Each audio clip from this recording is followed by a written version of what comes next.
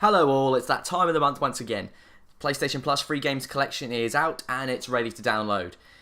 I feel like I should preface this video with a word or two about how I like to structure these summary videos and how I will continue to develop them moving forward.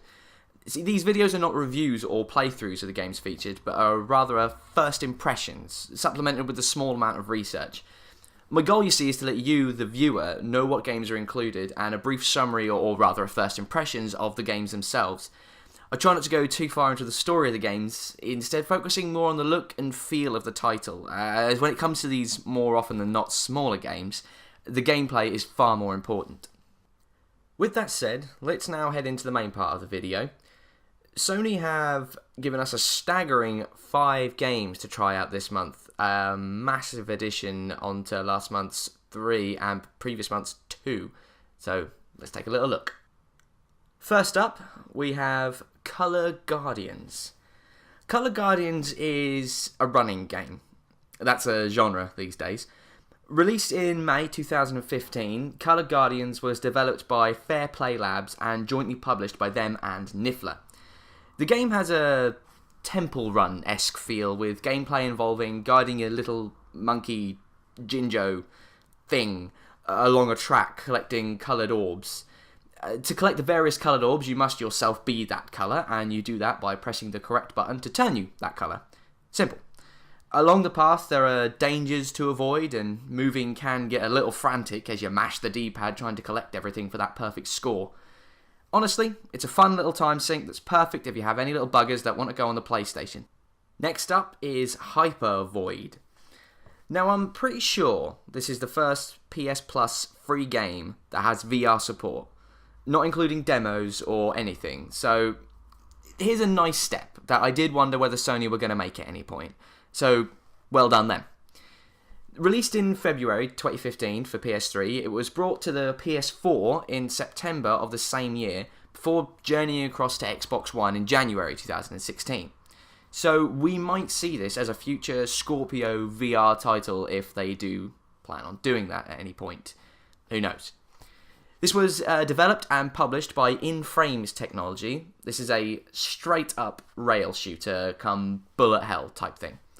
You maneuver your little ship left and right, avoiding and destroying enemy ships. You have 3 weapons, a laser beam, a railgun, and a slow-firing shotgun-type laser boom thing. Honestly, when playing it, I didn't even know why I was switching between weapons. Maybe that comes into play in the later stages of the game, but as I said earlier in the video, first impressions and all that, so take it as you will. Completing levels unlocks a hyper mode for that level, which means more enemies and faster weapon recharge, which makes the levels, in my opinion, far more enjoyable and more challenging. As a side note, after about 10 minutes playing this game, I started to feel a little motion sickness, which was quite strange. I wasn't obviously playing in VR, I don't have VR, this was at a normal TV, and I was sitting about 4 to 5 feet away from the TV, as I normally do.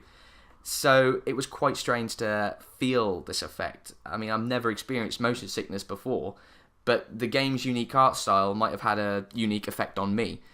Not saying it makes people sick, but it made me feel sick, so, you know, just so you know.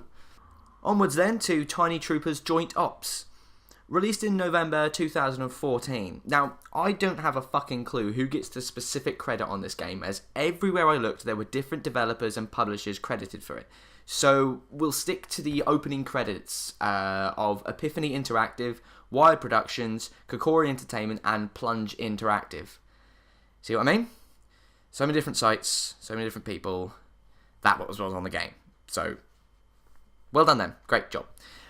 Now, Tiny Troopers Joint Ops is a third-person action shooter type game.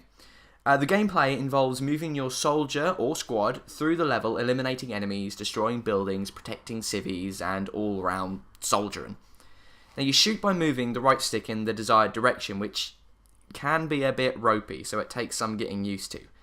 Not really a 360-degree sort of field of aim. Kind of felt like it was a bit 6-axis, but that could have just been, you know, low frame rate issues possibly. I'm not really too sure. Now, killing baddies gives you command points, which you can use in the level to receive supplies like grenades and medkits, or it could be spent out of the level to upgrade your weaponry and armor. Now the game's actually pretty fun, and can get quite manic and bullet helly when you have a good sized squad and a lot of enemies on screen. Moving around constantly is key, as your little buggers do take a lot of damage. I was actually playing on the hardest difficulty because medium was just fucking ridiculously easy, and easy, well, I just didn't even bother. So yeah, ramp up that difficulty if you want an actually challenging experience. But you can die pretty quickly. Small balance issues. But as I said, fun. Although, actually, to be honest, when one of your little soldiers die, they do shout out, "Evac!" in a voice that sounds like Rambo on helium. So, you know, silver linings and all that. Now, it was at this point when I was making the video that I kind of felt like Sony were doing what they'd done earlier in the year, where they were releasing just 2 or 3 mobile-friendly games. It just felt like they were raw ports from iPad titles that had no real place in a PS4 like promotional experience, a paid promotional experience. I understand that you get online play these days, whereas it used to be free on the PS3. But, you know, we expect something, a little meat for our money when it comes to the free games collection, and I felt like we weren't getting that. And then everything changed. So onwards we go now to Stories Path of Destinies. Released in April 2016 and developed and published by Spearhead, this is a third-person action RPG game. Now, the art style and narrative exposition is delivered in a storybook fashion, narrated by Julian Casey, who is a dream to listen to throughout. I actually looked up this guy specifically because I wanted to know who he was, because my god, I really just appreciate it when good voice acting is done in games, and he was amazing. Now, the core of the game is in the combat. It's very much a simplified version of the Batman Arkham series, with counters and grappling hooks coming into play, along with a combat multiplier that shoots up with timed attacks. Now, despite not having the complexity of the Arkham series, the combat does feel strong and it works well in the space. There's also a level up system that allows you to allocate skill points to various abilities, providing combat upgrades, such as damage, health, speed, as well as the new abilities such as counters, maybe freezing time when you pull them off correctly. Now, the game's core feature, however, interests me the most. Along the way, you'll be provided with choices as to what mission you want to do next, and these choices will affect the end of the game.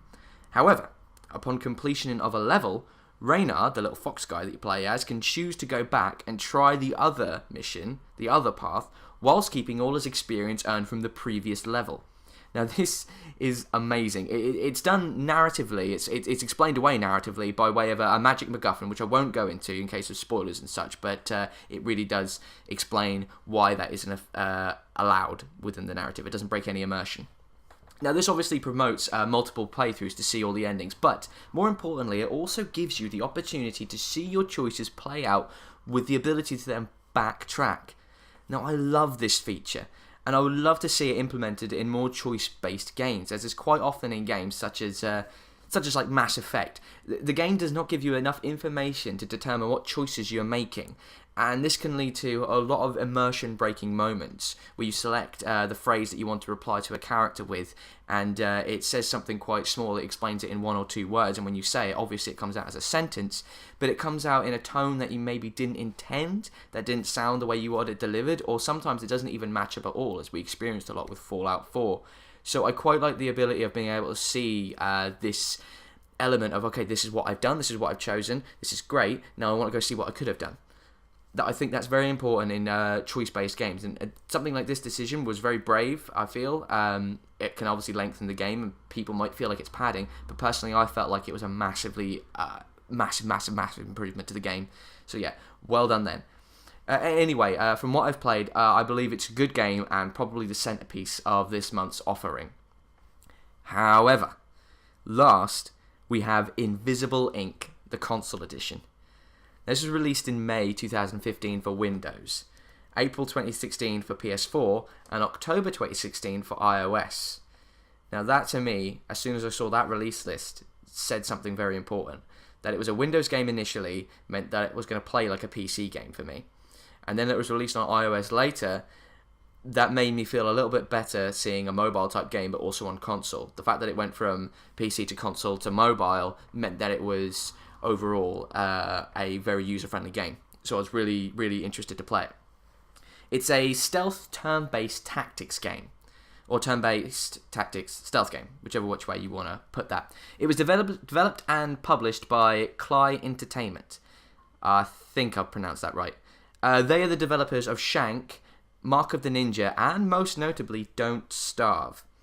Now, I would say that this and Stories Path to Destinies would be the main attractions this month, with both being great additions to the free games collection. It's nice to have the padding of those other 3 games, however, this is what we come here for. Now, firstly, that I want to talk about is the art style. I just love it. It has that same cartoony look that Cly Entertainment uses so well, but with a noir-style twist that blends really nicely.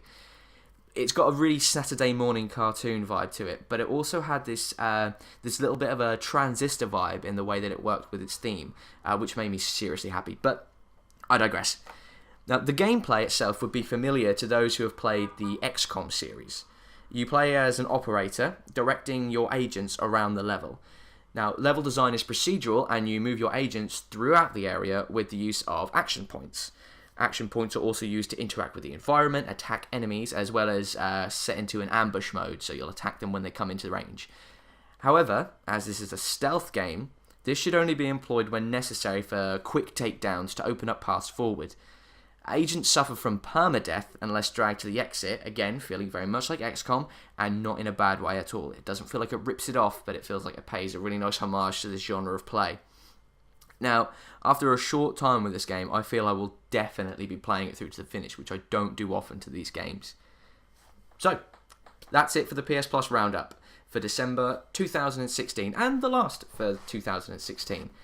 It's a good selection of games from Sony for a really nice Christmas present, to be honest. However, it would have been good to see a AAA title in the mix. You know, it's the end of the year. You know, with people who have had a whole year of this, you know, they expect maybe something nice at the end. It kind of feels like, you know, maybe Sony should be saying, this is what we have on offer for the free games collection. This is why you should be buying your loved ones for PS Plus for Christmas. You know, but they didn't give anything of that level. It seems as though they feel like a quantity over quality approach was best. Not that there was anything wrong with these games, but I feel like we just got a lot rather than a few good ones. Now, I do believe that something along the lines of maybe Mad Max would have been nice. It's been out a while now. It's a relatively good game. It didn't get a lot of push, however, a lot of people did seem to like it. Or maybe even something so far as Infamous, which is obviously Sony's own branded title. That would have been a really nice way to end 2016 and push themselves forward into the next year with a lot of momentum. But alas, they didn't quite do it. However, all that aside, really nice pick of games this month. There have been better months, but this is definitely not one of the worst. So yeah, great stuff, guys. Get downloading. It's all free, as always. So thanks very much for watching, and I will see you next time.